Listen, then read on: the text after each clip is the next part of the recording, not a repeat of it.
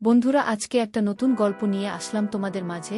এটা সত্য এবং বাস্তব জীবনের ঘটনা। শেষ পর্যন্ত শোনার অনুরোধ রইল। শুনলে তোমার মধু চলে আসবে। দেরি না করে চলো শুরু করা যাক।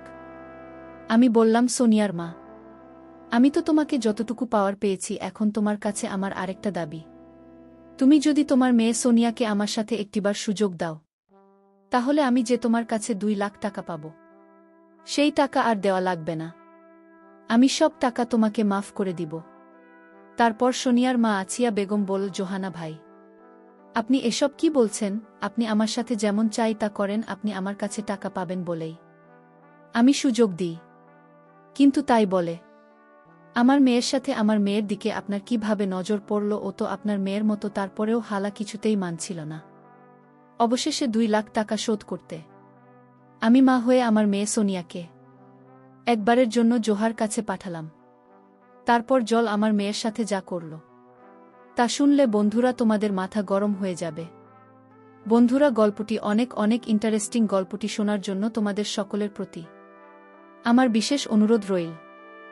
বন্ধুরা, তোমাদের নিকট আমার ছোট্ট একটি অনুরোধ, তোমরা দয়া করে আমার চ্যানেলটি সাবস্ক্রাইব করে আমাকে সাপোর্ট করবে। হ্যালো বন্ধুরা, আমি রাইফেল জোহাল। আমি একজন গ্রাম্য ডাক্তার। আজকাল যে দিন পড়েছে, জিনিসপত্রের যে দাম, ডাক্তারি করে সংসার চালানো খুব কঠিন হয়ে পড়েছে। তাই ভাবলাম, বহুদিন ধরে ডাক্তারি করছি, এতদিনে আমি যা কামিয়েছে তার কিছু টাকা আমি সঞ্চয় হিসেবে রেখে দিয়েছিলাম। এখন ভাবলাম, যদি ওই সমস্ত টাকা আমি গ্রামের বিধবা মহিলা অথবা বেকার মানুষদের মধ্যে সুদের লেনদেন, তাহলে তারাও চলতে পারবে, আর এদিকে আমিও মোটামুটি স্বাবলম্বী হতে পারব। এই সব চিন্তা করে আমি গ্রামের বিধবা মহিলাদেরকে টার্গেট করে লেনদেন শুরু করি। আমি গ্রামে বাস করতাম, যেহেতু আমার পেশা 2টা, একটা হচ্ছে ডাক্তারি আর একটা হলো সুদের টাকা লেনদেন বা ডাক্তারির পাশাপাশি আমি সুদের ব্যবসাও করি। গ্রামে অনেক লোক আর বিধবা মহিলাদের কাছে শুধু টাকা লেন দেই। এভাবে প্রায় 20 লাখ টাকার মতো আমি গ্রামের মানুষের মধ্যে লোন দিলাম। ডাক্তারির পাশাপাশি আমার সুদের ব্যবসাটা খুব ভালোই চলছিল। কিন্তু বছরখানেক যেতেই আমার কপালে জুটল এক পিছলা মহিলা, মানে পিছলা ক্লায়েন্ট। ঋণ নেওয়ার সময় আমার কাছ থেকে কাকুতিমিনতি করে ঋণ নিয়েছিল।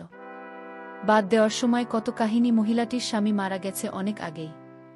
শুনেছি তার মেয়ের যখন বয়স 6 বছর, তখনই ওই মহিলার স্বামী মারা যায়। তারপর ওই সন্তানের কথা চিন্তা করে আর বিয়ে শাদী বসে নাই। এখন তার মেয়ের বয়স 15 থেকে 16। এভাবেই মেয়েকে নিয়ে কষ্ট করে চলছিল তার দিন। বিধবা মহিলাটা দেখতে হেব্বি ছিল, অনেক সুন্দরী এবং লাবণ্যময়। তাকে দেখলেই আমার মতো 55 বছর বয়সের লোকের মাথা নষ্ট হয়ে যায়। আর সবচেয়ে বড় কথা হলো, তার মেয়ের চেহারাটা একেবারে মাশাল্লাহ। গরিবের ঘরে এত সুন্দর মেয়ে জন্ম নেওয়া, এ যেন গোবরে পদ্মফুল। যাই হোক বন্ধুরা, আমি এই মহিলাকে প্রথমে লাইন দিয়েছিলাম 50,000 টাকা। মহিলাটির নাম ছিল আছিয়া, তার মেয়ের নাম ছিল সোনিয়া। বেচারি স্বামী মারা যাওয়ার পর থেকে খুব কষ্টে দিন কাটতে শুরু করল। মেয়ে বড় হতে শুরু করল। মেয়ের পড়ালেখা আছে, অনেক টাকা পয়সার প্রয়োজন। মেয়েকে বিয়ে দিতে হবে। তাই সে চিন্তা করল, কিছু হাঁস মুরগি লালন পালন করে সে স্বাবলম্বী হবে, কিছু টাকা আয় করবে। সোনিয়ার মারে রকম ভালো উদ্যোগ দেখে আমি খুব খুশি হয়ে থাকে 50,000 টাকা প্রথমে লোন দিলাম। লোন পেয়ে সে আমার টাকাগুলো খুব ভালোভাবে কাজে লাগাল এবং সে সময় মতো ফেরত দিয়ে দিন। আর এদিকে সে যে হাঁস মুরগি ছাগল কিনেছিল, তা দিয়ে যে পরিমাণ ইনকাম হলো, তাতে তার একটা মূলধন বেড়ে গিয়েছিল। এভাবে তার সংসার খুব ভালোই চলছিল। সে তার হাঁস মুরগি গরু ছাগলের খামার আরও বড় করার জন্য সে চিন্তা করল, আমার কাছ থেকে সে 2 লাখ টাকা নেবে। এই চিন্তা ভাবনা করে সে আমার কাছে আসলো। আমি বললাম, সোনিয়ার মা, তোমাকে টাকা দিতে আমার কোনো আপত্তি নেই, কিন্তু তুমি সময় মতো ফেরত দিতে পারবে তো? সোনিয়ার মা বলল, জোহানা ভাই, আপনি কোনো চিন্তা কইরেন না, আমি আপনার টাকা সময়মতো পরিশোধ করে দিব। আমি বললাম, আচ্ছা ঠিক আছে সোনিয়ার মা, তাহলে তুমি আগামীকালকে এসো। আগামীকালকে আমি তোমাকে 2 লাখ টাকার চেক দিয়ে দেব। তুমি ব্যাংক থেকে টাকা উঠিয়ে নিতে পারবে না, সোনিয়ার মা আমাকে বলল, ভাইজান আমি এসব ব্যাংক ট্যাঙ্ক বুঝি না। আমি ব্যাংকের ঝামেলায় যেতে চাই না। আপনি আমাকে নগদ টাকা দিয়ে দেন। আমি বললাম, আচ্ছা ঠিক আছে সোনিয়ার মা, তুমি আগামীকাল এসে নগদ টাকা নিয়ে যেও, ঠিক আছে। তারপর সোনিয়ার মা চলে গেল। পরের দিন সকালে আমার কাছ থেকে 2 লাখ টাকা নেওয়ার জন্য সোনিয়ার মাসল। আমি বললাম, সোনিয়ার মা, টাকাটা কিন্তু অনেক বেশি, আর আমি 1 লাখ টাকার উপরে ঋণ দিলে সাধারণত কাগজপত্র করে দেয়। জানোই তো সোনিয়ার মা, মানুষের হায়াতমতের কথা বলা যায় না, তাই কাগজ করে টাকাটা দেওয়াই উত্তম। তুমি কি আমার সাথে কাজ করে টাকা নিতে ইচ্ছুক? সোনিয়ার মা আমাকে বলল, ঠিক আছে ভাইজান, আমার কাগজ করে টাকা নিতে কেন সমস্যা নেই। সোনিয়ার মা আমাকে বলল, তবে এই কাগজে কি লেখা রয়েছে ভাইজান? আমি বললাম, এই কাজে অন্য কোনো কিছুই লেখা নেই, শুধু লেন নেওয়ার শর্তগুলিই লেখা রয়েছে, সময়মতো পূরণ করতে পারলেই হবে। আমি বললাম, ঠিক আছে জোহানা ভাই, কোথায় সই করতে হবে আমাকে বলুন। তারপর সোনিয়ার মা দলিলে সই করে আমার কাছ থেকে 2 লাখ টাকা নিয়ে গেল। আমার কাছ থেকে 2 লাখ টাকা নিয়ে সে 2টি গরু কিনল, কিছু ছাগল এবং হাঁস মুরগি কিনে তার খামার শুরু করল। এইভাবে তার কামার ভালোই চলছিল। কিন্তু কিছুদিন যেতে না যেতেই ঘটল এক ভোটদানের দুর্ঘটনা। হঠাৎ একদিন সোনিয়ার মার গোয়ালঘর থেকে 2টি গরু চুরি হয়ে গেল। সোনিয়া আমার মাথায় তো আসমান ভেঙে পড়ল। এখন সে কি করবে? এসব যে তার ঋণের টাকায় কিনা, আমার কাছ থেকে লোন নিয়ে কেনা। সোনিয়ার মা খুব হতাশ হয়ে গেলেন। আর এদিকে আমিও আমার টাকা পাওয়ার জন্য বারবার তাগাদা দিতে শুরু করলাম। সোনিয়ার মা আমাকে বলল, জোহানা ভাই, কয়েকটা দিন অপেক্ষা করেন, আপনার টাকা নিশ্চয়ই দিব, কিন্তু এজন্য আমাকে কিছু সময় দেন। দেখতেই তো পাচ্ছেন আমার কত বড় ক্ষতি হয়ে গেল।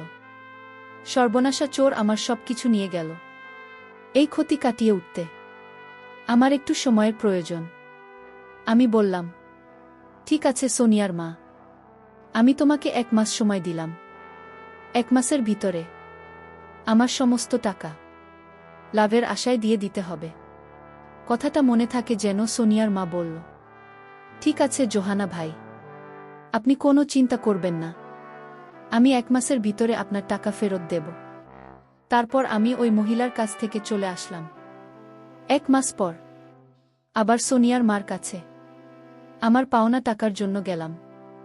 গিয়ে দেখি সোনিয়ার মা পিঠা বানাচ্ছে, পুলি পিঠা। আমি গিয়ে সোনিয়া আমার ঘরে বসলাম। সোনিয়ার মা আমাকে দেখে বলল, আরে জোহানা ভাই কেমন আছেন আপনি? এই নেন পুলি পিঠা খান, অনেক মজা হয়েছে ফুল পিঠাগুলো। তারপর আমি সোনিয়ার মার ঘরে কিছু পুলি পিঠা খেতে খেতে বললাম, সোনিয়ার মা আজকে তোমাকে আমার টাকা দেওয়ার কথা ছিল, আমার টাকার কি করলাম? সোনিয়ার মা আমাকে বলল, ভাইজান আগে পিঠা খান, তারপর বলছি। আমি খেয়ালিপনার চলে বললাম, সোনিয়ার মাকে বললাম, সোনিয়ার মা পিঠা খাইয়ে কি আমার টাকা শোধ করে দেবে নাকি? সোনিয়ার মা আমাকে বলল, আরে ভাইজান আপনি কোনো চিন্তা করবেন না, আগে পিঠা খান, তারপর আমি বলছি। পিতা খাওয়ার পর সোনিয়ার মা আমাকে বলল, জোহানা ভাই, আজকে থাকা তামিল করতে পারি নাই, আপনি আমাকে আর কয়েকটা দিন সময় দেন। আমি বললাম, কি বলো? আর কত সময় দেব তোমাকে? আচ্ছা ঠিক আছে, তোমাকে আর 1 সপ্তাহ সময় দিলাম, তারপর আমাকে টাকাটা বুঝিয়ে দিতে হবে। কথাটা মনে থাকে যেন।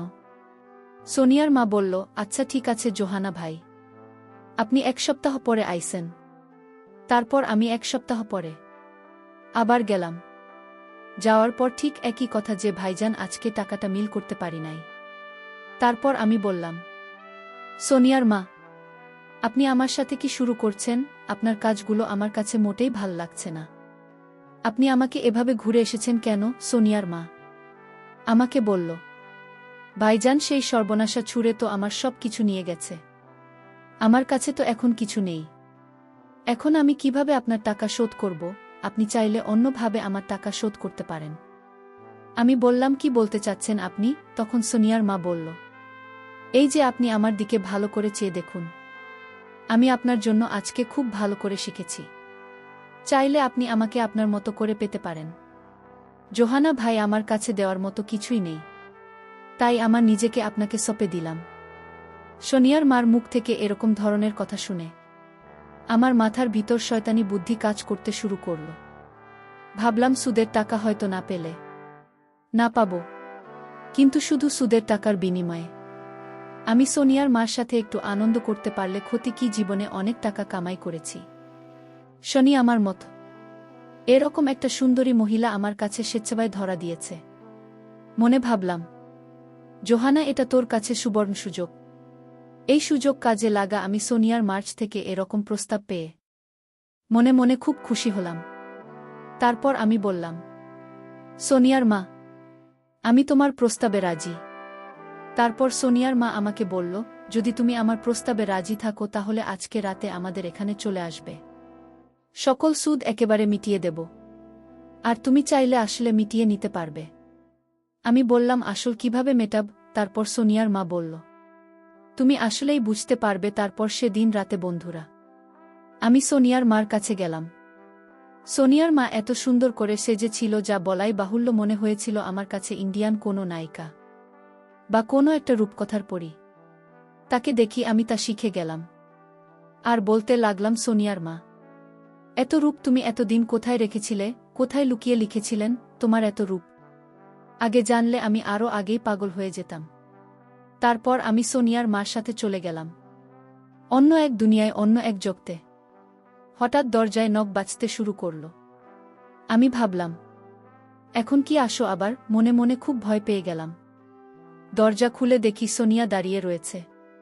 কি সুন্দর চেহারা, নবযৌবন প্রাপ্ত একটি মেয়ে। তাকে দেখেও আমার লোভ লেগে যায়। আর সোনিয়া আমার সাথে। যখন আমি অন্য একটি কাজে ব্যস্ত ছিলাম তখন সোনিয়া এসে দেখে ফেলে। আমি আরও ভয় পেয়ে যাই। তারপর ভাবলাম, যেভাবেই হোক সোনিয়াকে আমার করে পেতে হবে। আমাকে একটি বারের জন্য হলেও সোনিয়ার সৌন্দর্য পেতে হবে। তারপর আমি সোনিয়ার মাকে বললাম, সোনিয়ার মা, তুমি যদি একটি কাজ করো তাহলে আমি 2 লাখ টাকা সুদে আসলে তোমাকে ক্ষমা করে দেব। সোনিয়ার মা বলল, জোহানা ভাই, কি কাজ একটু বলেন তো দেখি। তারপর আমি বললাম, সোনিয়ার মা, আমি তো তোমাকে যতটুকু পাওয়ার পেয়েছি। এখন তোমার কাছে আমার আরেকটা দাবি, তুমি যদি তোমার মেয়ে সোনিয়াকে আমার সাথে একটিবার সুযোগ দাও তাহলে আমি যে তোমার কাছে 2 লাখ টাকা পাব সেই টাকা আর দেওয়া লাগবে না। আমি সব টাকা তোমাকে মাফ করে দিব। তারপর সোনিয়া মা আছিয়া বেগম বলল, জোহানা ভাই, আপনি এসব কি বলছেন? আপনি আমার সাথে যেমন চাই তা করেন। আপনি আমার কাছে টাকা পাবেন বলেই আমি সুযোগ দিই, কিন্তু তাই বলে আমার মেয়ের সাথে, আমার মেয়ের দিকে আপনার কিভাবে নজর পড়ল? ও তো আপনার মেয়ের মতো। তারপরেও জোলা কিছুতেই মানছিল না। অবশেষে 2 লাখ টাকা শোধ করতে আমি মা হয়ে আমার মেয়ে সোনিয়াকে একবারের জন্য জোহাল আর কাছে পাঠালাম। তারপর জোহা আমার মেয়েকে তার ইচ্ছা মতো যা করার তাই করল। এই 50 বছর বয়সে পাগলের মতো কতই না ভয়ঙ্কর আচরণ করেছিল আমার মেয়েটার উপর। এই দৃশ্যগুলোর কথা মনে পড়লে বন্ধুরা এখনও চোখে জল চলে আসে। পরিশেষে বন্ধুরা, আমি তোমাদেরকে বলবো, বন্ধুরা, এই জগৎ সংসারে টাকায় সবকিছুর মূল। টাকার জন্য মানুষ সম্মানিত হয়, আবার এই টাকার জন্য মানুষ দুনিয়ার নিকৃষ্ট হয়ে যায়। নিজের ইজ্জত সম্মান বিক্রি করতেও দ্বিধাবোধ করে না। তাই আমাদের প্রত্যেকটি মানুষেরই উচিত সময়ের কাজ সময় করা, সময় মতো টাকা পয়সা রুজু করে ছেলে মেয়েদের ভবিষ্যৎ নিশ্চিত করে রাখা। বন্ধুরা, গল্পটি তোমাদের কেমন লাগল অবশ্যই কমেন্ট করে জানাবেন। বন্ধুরা, আজকে এই পর্যন্তই। আবারও আসব তোমাদের মধ্যে নতুন কোনো গল্প নিয়ে। গল্পটি যদি তোমাদের ভালো লাগে তাহলে একটি লাইক দাও। প্রতিদিন আমি তোমাদেরকে এই রকম ইন্টারেস্টিং একটা করে নতুন গল্প উপহার দিব। তাই তোমাদেরকে অনুরোধ করে বলছি, তোমরা যদি এরকম ধরনের ইন্টারেস্টিং গল্প পেতে চাও তাহলে দয়া করে আমার চ্যানেলটি সাবস্ক্রাইব করো। অবশেষে তোমাদের সকলের সুস্বাস্থ্য কামনা করি। ভিডিওটি দেখার জন্য তোমাদের সকলকে অসংখ্য ধন্যবাদ।